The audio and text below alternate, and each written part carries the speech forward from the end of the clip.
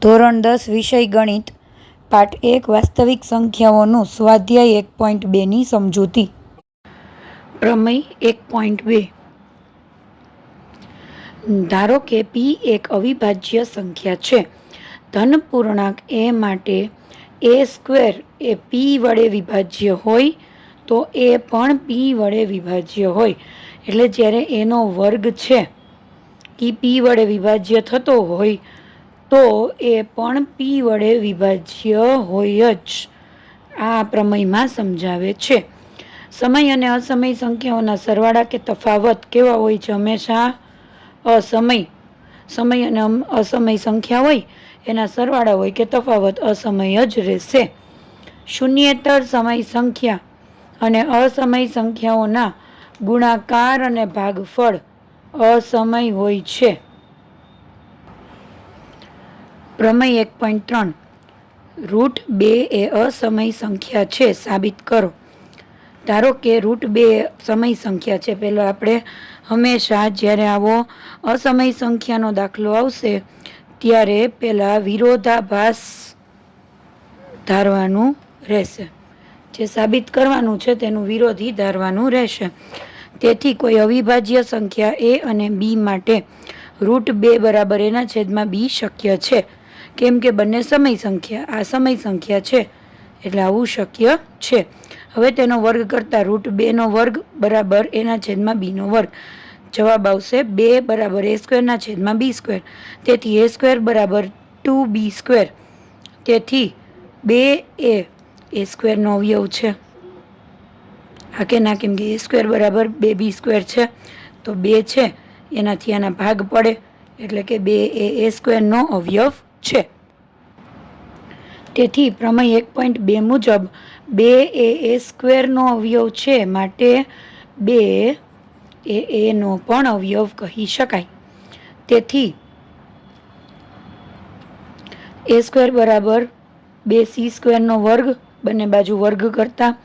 તેથી a square ની જગ્યાએ આપણે આગળ જોયું હતું એ પ્રમાણે a સ્ક્વેર ની જગ્યાએ 2b સ્ક્વેર લખી શકાય અને 2c સ્ક્વેર નો વર્ગ બરાબર 4c સ્ક્વેર થશે. તેથી b સ્ક્વેર એટલે 4 ના છેદમાં 2, છેદ ઉડાડતા આપણને મળશે 2c સ્ક્વેર. તેથી b સ્ક્વેર બરાબર 2c સ્ક્વેર. તેથી b સ્ક્વેર નો એક અવયવ 2 મળે. માટે પ્રમેય 1.2 અનુસાર 2 એ b સ્ક્વેર નો અવયવ હોય તો 2 એ b નો પણ અવયવ કહેવાય. તેથી 2 એ a અને b બંનેનો અવયવ છે. તેથી a અને b એ વિભાજ્ય સંખ્યા છે. આપણે એના છેદમાં b લીધું હતું એટલે એના છેદમાં b કેવું હોય? અવિભાજ્ય સંખ્યા હતી √2 બરાબર. પણ આની અંદર તો આવી ગયું કે 2 છે એ અને b બંનેનો અવયવ છે. તેથી a અને b કેવી છે? વિભાજ્ય સંખ્યાઓ. તેથી આપણી ધારણા ખોટી છે.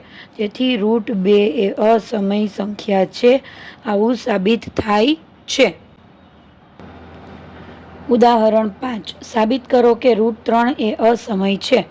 ધારો કે √3 એ સમય સંખ્યા છે. સૌથી પહેલા આપણે હંમેશા વિરોધાભાસ ધારવાનું છે, જે સાબિત કરવાનું હોય એનાથી. તેથી કોઈ અવિભાજ્ય સંખ્યા a અને b માટે √3 બરાબર એના છેદમાં b શક્ય છે. કેમ કે √3 સમય સંખ્યા છે. તેથી તેનો વર્ગ લેતા બંને બાજુ વર્ગ કરતા આપણને મળશે 3 બરાબર એના છેદમાં a સ્ક્વેર ના છેદમાં b સ્ક્વેર. તેથી b સ્ક્વેર ને બીજી તરફ લઈ જતા 3b સ્ક્વેર બરાબર a સ્ક્વેર. તેથી a સ્ક્વેર બરાબર 3b સ્ક્વેર. આમ 3 એ a સ્ક્વેર નો અવયવ છે. તેથી પ્રમેય 1.2 મુજબ 3 એ a સ્ક્વેર નો અવયવ છે, માટે 3 a નો પણ અવયવ કહેવાય છે. તેથી a સ્ક્વેર બરાબર 3c સ્ક્વેર. કે 3 એ a નો અવયવ થાય તો 3 બરાબર આપણે એવી સંખ્યા કોઈ પણ c લઈ શકીએ કે જ્યાં a બરાબર 3c લઈ શકાય. બંને બાજુ વર્ગ કરતા a સ્ક્વેર ની જગ્યાએ આપણે શું લખશું? ઉપરથી 3b સ્ક્વેર બરાબર 9c સ્ક્વેર. તેથી b સ્ક્વેર બરાબર 9 ના છેદમાં 3, 3 તેરી 9, એટલે b સ્ક્વેર બરાબર 3c સ્ક્વેર. તેથી b સ્ક્વેર નો એક અવયવ 3 મળે. માટે પ્રમેય 1.2 અનુસાર 3 એ b સ્ક્વેર નો અવયવ હોય તો 3 એ b નો પણ અવયવ કહેવાય. તેથી અહીં 3 એ a અને b બંનેનો અવયવ છે તો a અને b એ વિભાજ્ય સંખ્યા કહેવાય. તેથી આપણી ધારણા ખોટી છે. તેથી √3 એ અસમય છે અહીં સાબિત થાય છે. ઉદાહરણ નંબર 6, દર્શાવો કે 5 - √3 અસમય છે. સાબિતી. સૌથી પહેલા તો હંમેશા આપણે તેની વિરોધાભાસ ધારણા કરવાની હોય છે. એટલે કે ધારો કે 5 - √3 એ સમય સંખ્યા છે. તેથી કોઈ અવિભાજ્ય સંખ્યા a અને b પર a/b = 5 - √3, કેમ કે સમય સંખ્યા છે એટલે એવી અવિભાજ્ય સંખ્યાઓના છેદ તરીકે 5 - √3 લઈ શકાય છે. 5 ને બીજી બાજુ મોકલતા a/b - 5 = -√3. બંને બાજુ નિશાનીઓ બદલાવતા 5 થઈ જશે પ્લસ, a/b થઈ જશે માઇનસ અને √3 થઈ જશે પ્લસ. તેથી 5 - a/b = √3. પરંતુ √3 એ અસમય સંખ્યા છે, માટે 5 - a/b પણ કેવી હશે? અસમય સંખ્યા. જેથી આપણી ધારણા ખોટી છે. તેથી 5 - √3 એ અસમય બને છે. ઉદાહરણ નંબર 7, દર્શાવો કે 3√2 અસમય છે. સૌથી પહેલા આપણી વિરોધાભાસ ધારણા રહેશે. ધારો કે 3√2 એ સમય સંખ્યા છે, તો કોઈક વાર સંખ્યા a અને b પર a/b = 3√2, 3 ને બરાબરની નિશાનીની બીજી બાજુ લઈ જતા, તેથી a/3b = √2. પરંતુ √2 કેવી છે? અસમય સંખ્યા છે. તેથી a/3b પણ કેવી હોવી જોઈએ? અસમય. તો જે શક્ય નથી. તેથી આપણી ધારણા કેવી છે? ખોટી. તેથી 3√2 એ અસમય સંખ્યા બને છે. હવે આપણે જશું સ્વાધ્યાય 1.2 તરફ. પ્રશ્ન 1, સાબિત કરો કે √5 એ અસમય છે. સૌથી પહેલી આપણી વિરોધાભાસ ધારણા રહેશે હંમેશાની જેમ. ધારો કે √5 એ સમય સંખ્યા છે. આથી કોઈ અવિભાજ્ય સંખ્યા a અને b માટે √5 = a/b શક્ય છે. હવે બંને બાજુ વર્ગ લેતા √5² = a/b². તેથી 5 = a²/b². તેથી a² = b² ને બીજી બાજુ લઈ જતા 5b². તેથી 5 એ a² નો અવયવ છે. હવે પ્રમેય 1.2 મુજબ 5 એ a² નો પણ અવયવ છે, માટે 5 એ a નો પણ અવયવ કહી શકાય. તેથી a² ને ગમે તે c એક સંખ્યા લઈને a² = 5c² લખી શકાય. તેથી a² ની જગ્યાએ આપણે શું મૂકશું? 5b². તેથી 5b² = 25c². તેથી b² = 5 ને બીજી બાજુ લઈ જતા પચું 25, એટલે b² = 5c². તેથી b² નો એક અવયવ 5 મળે.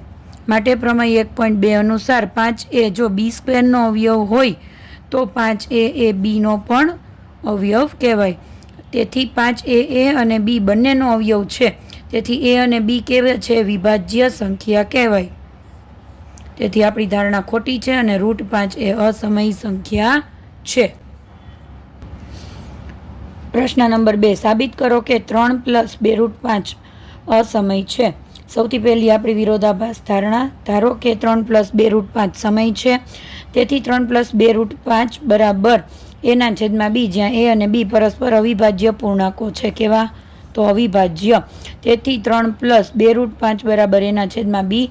3 ને બીજી બાજુ લઈ જતા 2√5 = a/b - 3 લસા લેતા 2√5 = a-3b/b આખાના છેદમાં 2 ને બીજી બાજુ લઈ જતા √5 = a-3b/2b.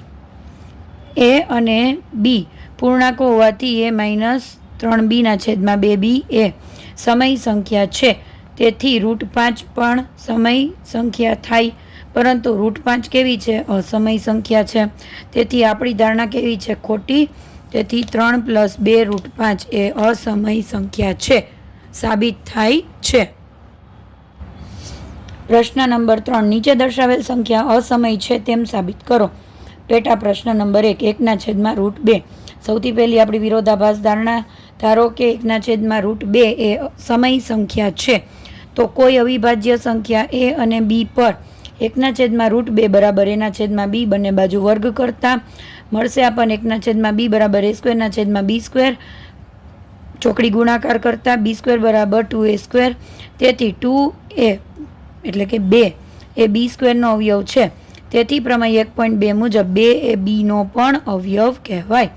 તેથી બી બરાબર 2c, બંને બાજુ વર્ગ કરતાં શું જવાબ મળશે? b² બરાબર 4c². b² ની જગ્યાએ આપણે શેનો ઉપયોગ કરી શકીએ છીએ? 2a²નો. 2 ને બીજી બાજુ લઈ જતા 2 2 4, તેથી a² બરાબર 2c². તેથી 2 એ a²નો અવયવ છે અને પ્રમેય 1.2 મુજબ 2 એ એનો પણ અવયવ છે. તેથી 2 એ a અને b બંનેનો અવયવ થાય છે, માટે a અને b અવિભાજ્ય સંખ્યા નથી. તેથી આપણી ધારણા ખોટી છે. તેથી 1/√2 એ અસમય સંખ્યા છે. પેટા પ્રશ્ન નંબર 2, 7√5 વિરોધાભાસ ધારણા જોઈ લઈએ. ધારો કે 7√5 એ સમય સંખ્યા છે, તો કોઈક અવિભાજ્ય સંખ્યા a અને b પર 7√5 બરાબર a/b, 7 ને બીજી બાજુ લઈ જતા √5 બરાબર a/7b, પરંતુ √5 એ અસમય સંખ્યા છે, તેથી a/7b પણ કેવી છે? અસમય બને છે, જે શક્ય નથી. તેથી આપણી ધારણા ખોટી છે. તેથી 7√5 એ અસમય સંખ્યા છે. પેટા પ્રશ્ન નંબર 3, 6+√2 પહેલા વિરોધાભાસ ધારણા. ધારો કે 6+√2 એ સમય સંખ્યા છે, તો કોઈ અવિભાજ્ય સંખ્યા a અને b પર 6+√2 બરાબર a/b, 6 ને બીજી બાજુ લઈ જતા √2 બરાબર a/b - 6, પરંતુ √2 એ અસમય સંખ્યા છે, માટે a/b - 6 પણ કેવી બને છે? અસમય બને છે, જે શક્ય નથી. તેથી આપણી ધારણા ખોટી છે. તેથી 6+√2 એ અસમય સંખ્યા છે એવું સાબિત થાય છે.